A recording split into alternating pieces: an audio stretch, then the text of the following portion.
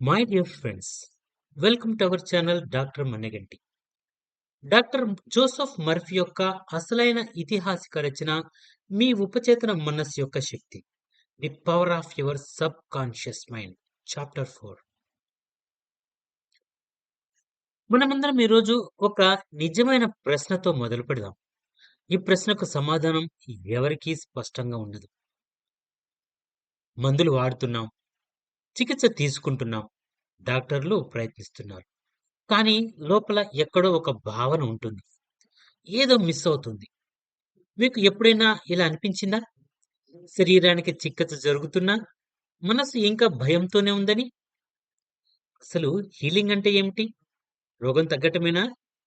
లేదా మనలో భయం తగ్గడమేనా? ఈ 4వ అధ్యాయం మనకు చెప్పేది ఇదే. హీలింగ్ అనేది బయట జరిగే ప్రక్రియ కాదు.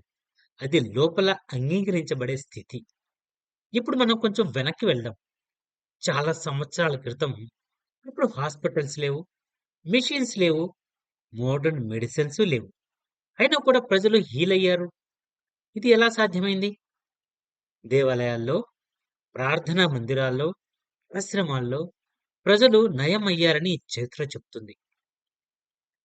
అప్పుడు ప్రశ్న ఇది: అసలు హీల్ చేసింది ఎవరు? దేవుడా? పూజారా? మంత్రాలా? లేక ఇంకేదైనా ఉందా? ఈ అధ్యాయం చాలా స్పష్టంగా ఒక మాట చెప్తుంది. ఆ హీలింగ్ ఎవరి వల్ల జరగలేదు. అది వ్యక్తి లోపల నుంచే ప్రారంభమైంది. మనలో ఉన్న సబ్‌కాన్షియస్ మైండ్ వల్ల. మీ సబ్‌కాన్షియస్ మైండ్‌కి మీరు ఏ మందు వాడుతున్నారో ముఖ్యం కాదు. మీరు ఏ దేవుడిని నమ్ముతున్నారో కూడా ముఖ్యం కాదు. మీ సబ్‌కాన్షియస్ మైండ్ ఒకే ఒక్క విషయం సూచిస్తుంది. నువ్వు నిజంగా నమ్ముతున్నావా లేదా? నమ్మకం ఉంటే స్పందన ఉంటుంది. నమ్మకం లేకపోతే రెసిస్టెన్స్ ఉంటుంది. ఇక్కడ ఒక ఉదాహరణ ఆలోచించండి. మీరు ఒక ఆస్పత్రికి వెళ్లారు. డాక్టర్ మీతో ఇలా అన్నాడు: భయపడాల్సిన అవసరం లేదు. ఇది పూర్తిగా కంట్రోల్‌లో ఉన్న సమస్య. అతని మాటలతోనే మీ గుండె కొంచెం నెమ్మదిస్తుంది. అసలు ట్రీట్మెంట్ మొదలు కాకముందే మీ శరీరం రిలాక్స్ అవుతుంది. అప్పుడు హీలింగ్ మొదలైందా లేదా? యెస్, అవును. ముందు ఇంకా పని చేయలేదు. కానీ సబ్‌కాన్షియస్ మైండ్ సేఫ్ అనిపించుకుంది. ఇదే హీలింగ్ మొదటి మెట్టు. ఇంకొక సందర్భం చూడండి. ఒక వ్యాధి ఉన్న ఇద్దరు వ్యక్తులు. ఒకరు మందు తీసుకుంటారు, హీల్ అవుతారు. ఇంకొకరు ప్రార్థన చేస్తారు, హీల్ అవుతారు. మరొకరు ధ్యానం చేస్తారు, హీల్ అవుతారు. ఇప్పుడు ప్రశ్న ఏమంటే, ఏది నిజంగా పనిచేసింది? మందా? ప్రార్థన? ధ్యానమా? ఈ అధ్యాయం మనకు స్పష్టంగా చెప్తుంది ఏమంటే, పద్ధతి గాదు, నమ్మకం అనేది హీల్ చేస్తుంది అని. సబ్‌కాన్షియస్ మైండ్‌కి మార్గం ముఖ్యం కాదు. అది చేరుకోవాల్సిన భావం మాత్రమే చూస్తుంది. అందుకే ప్లాసిబో ఎఫెక్ట్ పనిచేస్తుంది. షుగర్ టాబ్లెట్ ఇచ్చినా, ఇది మెడిసిన్ అని నమ్మితే శరీరం స్పందిస్తుంది. ఎందుకంటే సబ్‌కాన్షియస్ మైండ్‌కి నిజం, అబద్ధం అనే తేడా లేదు. అది భావాన్ని మాత్రమే గుర్తిస్తుంది. మీరు రోజు ఇలా అనుకుంటే, ఇది తగ్గదు, నాకు ఇదే జీవితాంతం, నా బాడీ పని చేయడం లేదు.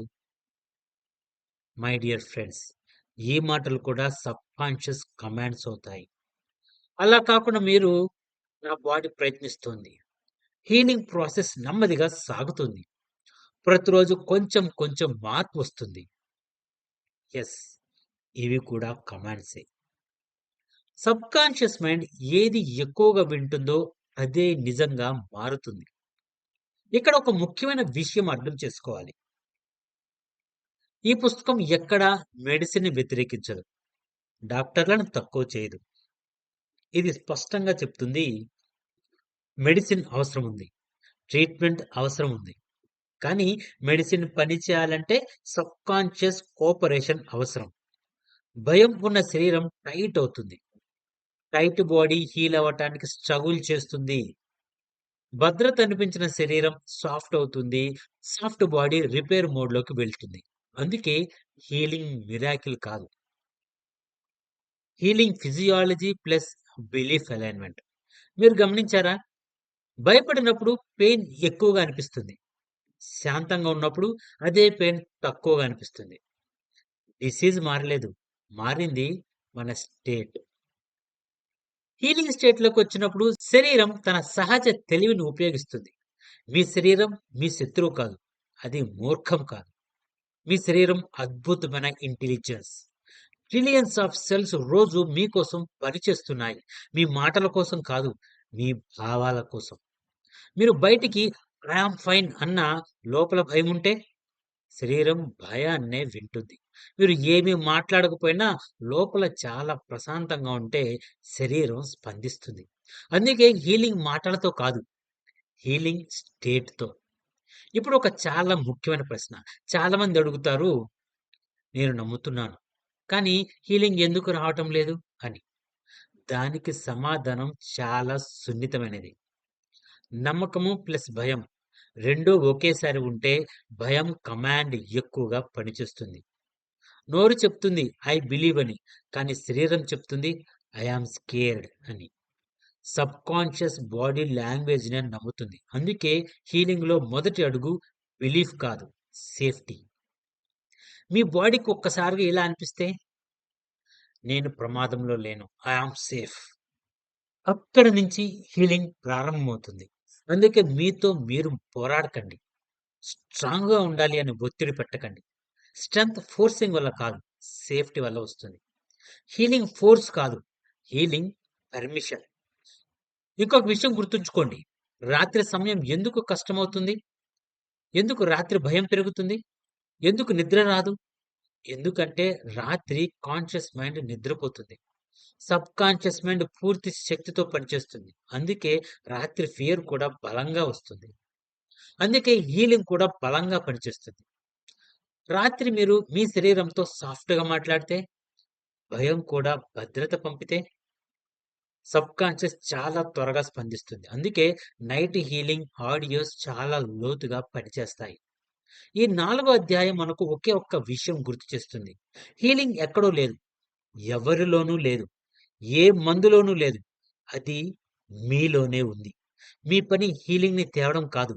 మీ పని అడ్డంకులను తొలగించడం. భయాన్ని కొంచెం పక్కకు పెట్టడం. శరీరాన్ని శత్రువుగా కాక సహచరుడుగా చూడడం. మీ శరీరం మీకు వ్యతిరేకం కాదు. అది అలిసిపోయింది. అంతే. అది దృష్టి కోరుతుంది. దయ కోరుతుంది. సహకారం కోరుతుంది. ఈ రోజు నుంచి మీ శరీరాన్ని ఇలా చూడండి. నువ్వు తప్పు చేయలేదు. నువ్వు ప్రయత్నిస్తున్నావు. మనమిద్దరం కలిసి ముందుకు వెళ్దాం. ఈ భావనతోనే హీలింగ్ మొదలవుతుంది.